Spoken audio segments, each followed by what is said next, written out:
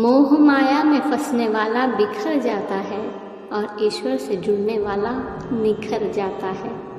जीव जिसके बस में रहे उसका नाम माया और भगवान जिसके वश में रहे उसका नाम भक्ति।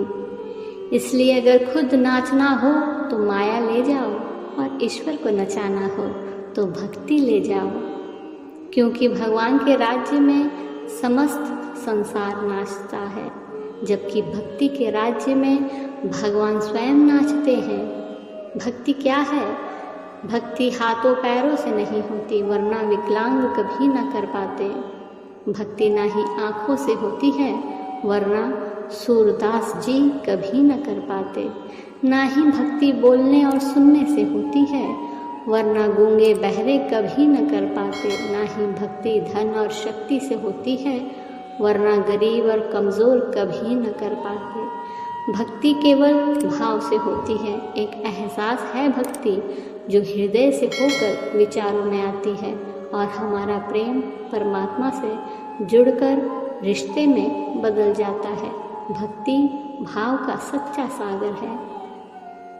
भगवान ने जब इंसान को बनाया था उसे सब चीज़ें दी, पर एक चीज़ इंसान के हाथों से नीचे गिर गई, जिसे भगवान ने पैरों के नीचे दबा दिया।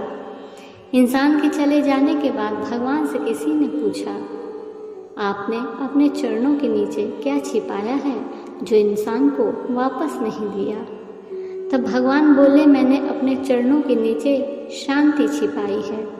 इंसान सदैव इनके लिए तरसता रहेगा, वो हर जगह इसे ढूंढेगा पर नाकाम रहेगा और आखिरी में उसे ये मेरे चरणों में आकर ही मिलेगी। अभिमान न करना रंग रूप पर, यह शरीर मिट्टी में मिल जाएगा। दौलत के दीवाने तेरे कुछ भी साथ ना जाएगा। जिंदगी दो पल का नाम है, अगर संतोष ना हो तो सब कुछ हराम है। बाहर की दुनिया में हम कितना भी कुछ पाले, पद पैसा यश ताकत, हमारा पेट नहीं भरता। बाहर की दुनिया का कोई अंत नहीं है। हर पद के ऊपर एक और पद है, एक मकान के ऊपर दूसरा मकान, पहले से ज़्यादा सुंदर, पहले से ज़्यादा भव्य। लेकिन हम भीतर की यात्रा करना शुरू करें तो जल्दी ही हमें दुनिया और ब्रह्मांड के रहस्य समझ आने लगेंगे। जीवन के रहस्य हमारे सामने खुलेंगे। हम धीरे धीरे आनंद की अनुभूति में ठहरने लगेंगे। अपनापन मिलता गैरों से, गर अजनबी भी अपने बन जाते। समझ न पाते जब अपने, तब अपने भी पराये से हो जाते हैं। वक्त ना हो अपना अच्छा, तब अपने भी मुंह मोड़ लेते हैं। बाहर से लोग दिखते कुछ है, हकीकत में कुछ और होते हैं। वास्तविकता के कई मायने अक्सर छिपे ही होते हैं। कष्ट क्या है? कष्ट परिणाम है उन गलत राहों का, उन गलत चुनाव का जो शुरू में राहत देती है। जैसे कर्ज लेते समय तो राहत महसूस होती है, पर लौटाते समय कष्ट होता है। दुष्ट के साथ मित्रता करते समय तो शुरू में बहुत अच्छा लगता है, पर बाद में कष्ट होता है। मन में उठी गलत भावनाओं और कामनाओं को पूरा करते समय शुरू में आनंद मिलता है, पर परिणाम बड़ा कष्टदायक होता है। बिना आगे पीछे भला बुरा सोचे कोई भी काम शुरू में तो आसान लगता है, पर उसका फल बड़ा ही कष्टकारी होता है। तो कष्ट एक परिणाम है और परिणामों को सही करने के लिए पहले कारण को सही होना होगा। धरती पर सब जीव पेट के लिए जीते हैं, अकेला मनुष्य ही जो तृष्णा के लिए जीता है।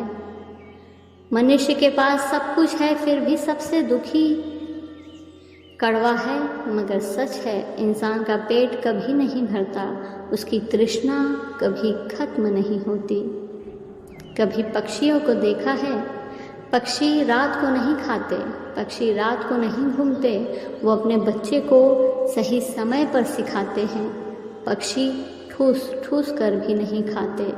अपने कितने भी दाने उनके सामने डाले हो, उन्हें जितना चाहिए वे उतना खाकर उड़ जाता है और साथ में कुछ भी लेकर नहीं जाते।